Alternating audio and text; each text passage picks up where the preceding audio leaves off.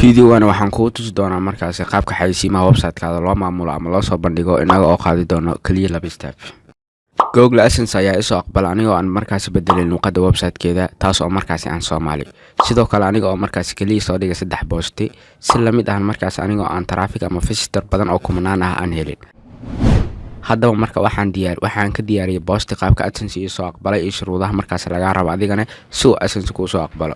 Saad u ogaato marka kaliya waxa ku dhuftaa link description ku soo horeey fiidiyowgaani saad markaas boostigaasi aad u aragto. haddaba AdSense website-kaada waa ku xirtay waa uu ku soo aqbala. haddaba sidee baad marka xayeysiimaha website-kaada u maamuli kartaa? xayeysiimaha website-kana waxaan u soo bandhigi doonaa markaas laba qaybood. Number 1 waxaan adeegsan doonaa wax la markaas automatic ads mase auto ads. haddaba waa maxay marka auto ads waa adigoo AdSense xayeysiimaha aad hayso oo dhan qaab automatic ah website-keeda ugu soo bandhig. haddaba tani sidee baan u sameynaynaa? marka koowaad waxaan furaynaa markaas laba tab ayaan furaynaa. tab koowaad waxaan furaynaa website-keena. tab ku xigana waxaan furi doonaa markaas Google AdSense. Google AdSense marka aad booqato marka hore waxaan leeyahay sign in aan leeyahay. sidoo kale website-keeda login ayaan leeyahay. markaad intaas sameyso AdSense haddii markaas aad hore u isticmaali jirtay markaas sidaan buu kugu soo muuqanaa. meeshaan waxaad u haysataa lacagtaad sameys xagaas ka arkaysaa. sidoo kale haddii aad meeshaan furto oo ah soo degto meeshaan waxaad ka arkaysaa countries-ka wadamada markaas ay dadka soo booqdaan iyo wadan walba inta lacag aad ka hesho. waxa u jeedaa hadda dalka Soomaaliya dadka soo booqda xayeysiimuhu inaan intaas ka helayo. sababa marka haddaba xayeysiimaha u maamula hal mar haddii aan ku dhufto meeshaan ay ku qoran tahay sites waxa u jeedaa website-keeda inuu goor hore markaas uu leeyahay ready oo markaas AdSense goor hore iga soo aqbalay. marka koobaad waxaan arkaynaa qaabka loo adeegsado markaas automatic aan u adeegsano waxaan ku dhufanaynaa ads meesha ku qoran tahay. meeshaan saa u jeedo waxaan ku haysanaa 3 by site by ad unit iyo global setting. waxaan arkaynaa marka anaga labad u horeysa si loo isticmaalo marka hore waxaan ku dhufanaynaa by site. hadda waxaan dhex taaganahay by site. meeshaan hoose markaas ay ku qoran tahay auto ads waxa u jeedaa inuu off yahay. marka ugu xirna waxaan ku dhufanaynaa qalinkaasi kadib inta ayuu u keenaa. hal mar website-keeda haddii aan fiiriyo u jeedo website-keeda sidaan buu u yaalaa oo hadda markaas wax xayeysiima ma laha. haddii aan refresh dhahtaa waa arkaysaa. AdSense aan ku laabanaynaa marka. xayeysiimaha marka waxaan leenahay marka saan ugu xirna auto ads-ka meeshaan oo markaas off-ta ayaan waxaan leenahay on. on markii aan dhaho marka meeshaan fiiri muuqaalka oo isbedela oo hadda website-ka mobilka waxa u jeedaa inuusan wax xayeysiin lahayn laakiin waa ay soo muuqanaysaa wax xirsug. saa u jeeda hadda waa kaasa. dadka mobilka haysta markaas xayeysiimaha saan bay u arkayaan. si la mid ah dadka aan isticmaalayna markaas computer markaas ayaguna laptop ama desktop xayeysiimaha marka iyaguna sidaan buu ugu soo muuqanaa website-keeda.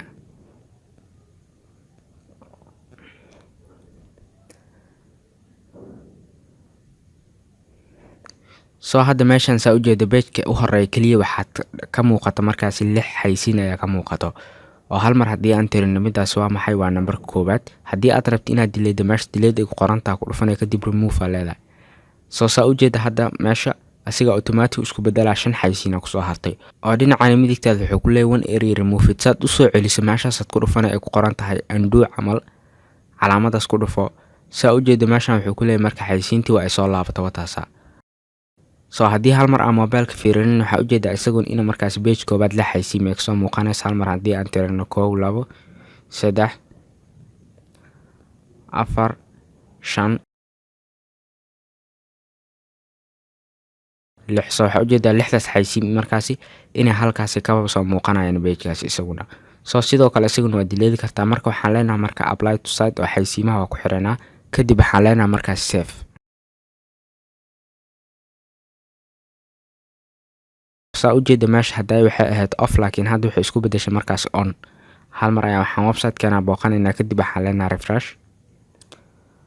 marka u horeysa waxa laga yaabaa inaadan waxba arkin. waxaa sameysaa marka ku celi haddana waxaan dhahdaa refresh.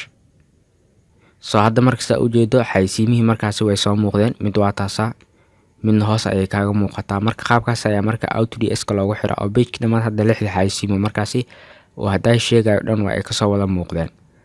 marka qaabkaas auto ads-ka markaas mase automatic attachment-ga loo adeegsadaa. markaan u gudubno step-ka xiga oo aragna qaabka loo adeegsado markaas ad unit. step-ka labaad waxaan ku arkaynaa sida loo adeegsado waxa la hayo ad unit. step-kan waxaan ku arki doonaa sida xayeysiimaha website-kaada loo maamulo inagoo adeegsan doona wax la hayo ad unit. haddaba waa maxay ad unit? ad unit waa xaysiimaad adiga abuurayso taas oo Google ku siinayo code kadibna codekaas aad meesha aad doonto webkaada ka dhigi karto ama website-kaada oo halka aad ka dhigtaan ay xaysiimaha markaasi ka soo muuqanayaan. markii xigta waxaan arkaynaa si loo adeegsado markaas waxa la ad unit. saan u adeegsano waxaan ku dhufanaynaa meesha ay ku qoran tahay by ad unit. kadibna waxaan leenahay display ads. mar koobaad waxaan abuuraynaa ad koobaad oo waxaan leenahay markaas ad koobaad magaciisa ayuu ku leeyahay. kadib waxaa dhahdaa markaas create.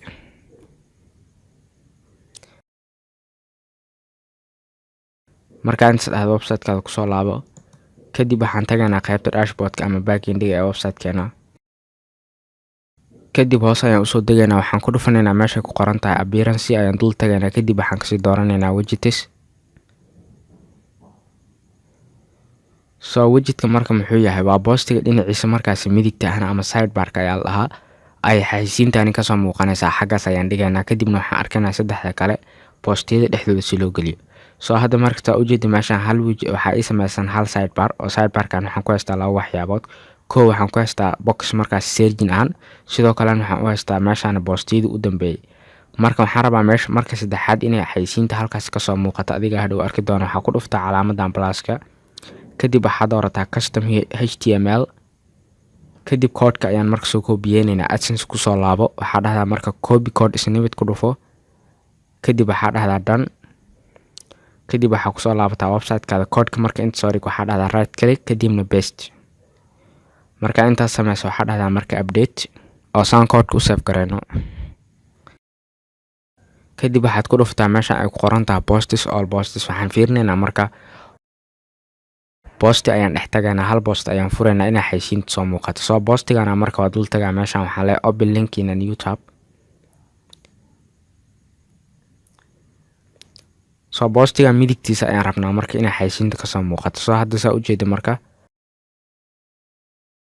marka meeshaan saa u jeedo waa kaasa codeka xaysiinta xaggaas ayay ka soo muuqatay oo waxaa ka horeeya laba waxyaabood hal mar markaas haddii aan gadaal u laabto. koow waxaan haysanaa calaamadda searchiga ah ee boostiyadii meesha saddexaad ee ka soo muuqato. marka hadda waxaan aragnay si loo soo dhigo xaysiinta dhinaca sidebar-ka. marka xitaa aragnay si loo soo dhigo bilowga boostiga dhexda boostiga iyo sidoo kale markaas dhamaadka boostiga. si aan marka taas u sameyno markaan waxaan u baahnaan doonaa markaas plugin gaar ah oo naga caawin doono. saan pluginka ula soo degna markaas waxaan tagaynaa qaybta backend-ga ee website-keena ayaan ku laabanaynaa. kadib waxaan leenahay plugins kadibna add new. marka saan taas u sameyno meeshaan searching-ka waxaa ku qortaa markaas pluginka loo yaqaano wp quad. saas buu u qoran yahay waxaa dhahdaa enter. marka pluginka u baahnaa waa kana waxaa dhahdaa install now. kadibna waxaa dhahdaa activate. plugin sidan buu kugu soo baxaa. marka meeshaan u horeyso marka ay ku qoran tahay positionka waxaan dhigi doonaa 3 waa bilowga iyo dhexda iyo dhamaadka. midda koowaad waxaa sameysaa tick saar. kadibna waxaad doorataa add 1. midda labaad tick saar. kadibna waxaad doorataa add 2. midda saddexaad tick saar. kadibna waxaad doorataa add 3. u jeedo waxaa midda koowaad wuxuu leeyahay waa beginning post waa bilowga postiga. midda labaad waa dhexda postiga. midda saddexaadna waa dhamaadka postiga meesha u dambeyso. waxay rahood soo deg meeshaan visibility waa xaysiimaha meelaha kale ee ka soo muuqanayaan homepage-ka iyo haddii aad rabto meelo kale inaad ka aragto tick waa saari kartaa. marka xigta marka post type-ka xaysiinta xagga ka soo muuqanaysa kaliya waxaad ku dhufataa meesha ku qoran tahay post oo kaliya waxaan rabnaa inay ka soo muuqato markaas postiyada markaas oo aysan meel kale ka soo muuqanin. marka intaas aad sameyso waxaa dhahdaa marka save changes.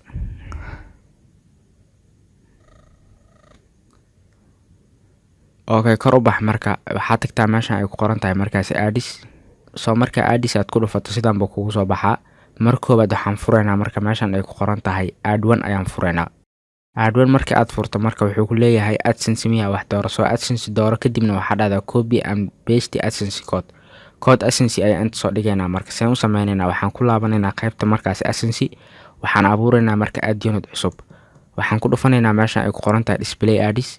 kadib meeshaan waxaan ku qoraynaa marka add kale ayaan ku qoraynaa oo markaas waxaan leenahay add ka labaad. hore ayaan mid koobaad u abuuranay.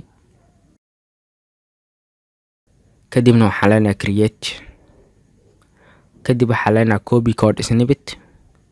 waxaan ku laabanaynaa markaas qaybta website-keena. kadib waxaan leenahay right click paste. kadibna waxaa leenahay get code oo meesha ku save gareyneynaa.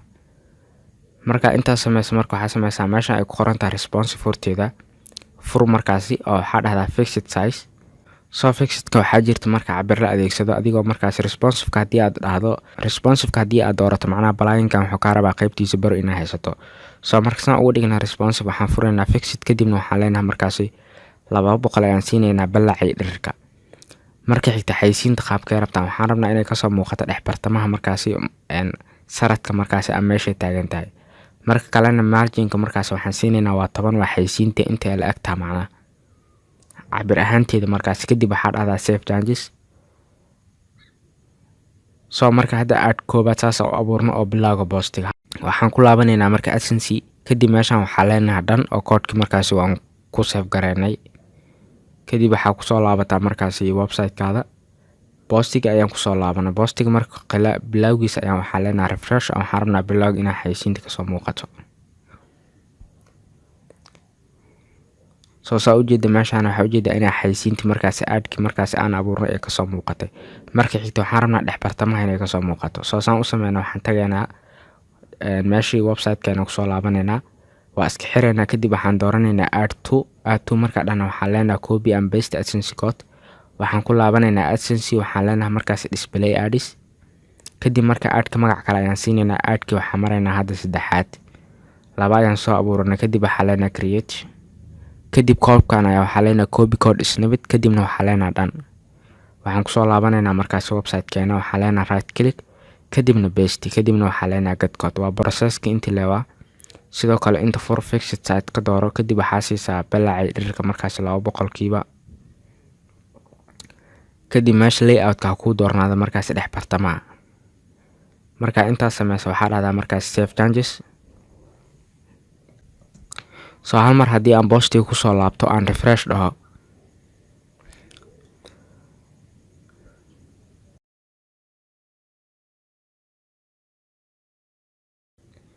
soo waxeroos ayaan soo degaynaa kadibna waxaan ku hal mar waxaa ujeedaa marka meeshan dhexda inaa xaysiintii markaasi kasoo muuqatay. soo marka waxaan arkaynaa qaybta u dambeysa marka midda u dambeysa noo dhiman indiga waxaan ku laabanaynaa website-keena kadib waxaan ku dhufanaynaa add 3 kadib waxaan leenahay copy and paste AdSense code waxaan ku laabanaynaa AdSense waxaan leenahay display ads oo add unit kala abuurayna oo ahan markaasi midka noogu dambeeyo. waxaan leenahay markaasi aadki markaasi waxaan leenahay afraad kadibna waxaan leenahay markaas create koodkan waxaan leenahay marka copy code snippet kadib waxaan leenahay dhan kadibna waxaan kusoo laabanaa markaas website-keena waxaan leenahay markaas right click kadibna paste kadibna waxaan leenahay get code. soo meeshaan responsiveka fixed ka dhig waxaa siisaa 200 isla processkii hadday leewaa kadibna markaas waxaa siisaa meesha dhexda kuu doornaata kadibna waxaa siisaa marginka 10 kadibna waxaa dhahdaa markaas save changes. soo hal mar haddii aan boostigeena ku laabano oo dhammaadka aan imaano markaasi hal mar waxaa leenahay refresh.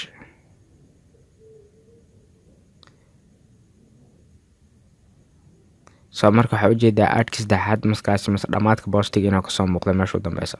haddaba qaabkaasa markaasi add unit loo adeegsadaa anigoo markaas balaaginkan adeegsanayna saas markaas ayaa xaysiimaha loo maamulaa. soo afarta dhinacba xaysiimaha saasay website-keena noogu soo muuqdeen saa u wada jeedo. soo marka halkaasaan kusoo gabagabeynayna meeshaan saa ujeeda waxaa noo abuuran markaasi 4 noo abuuran add unit ahan.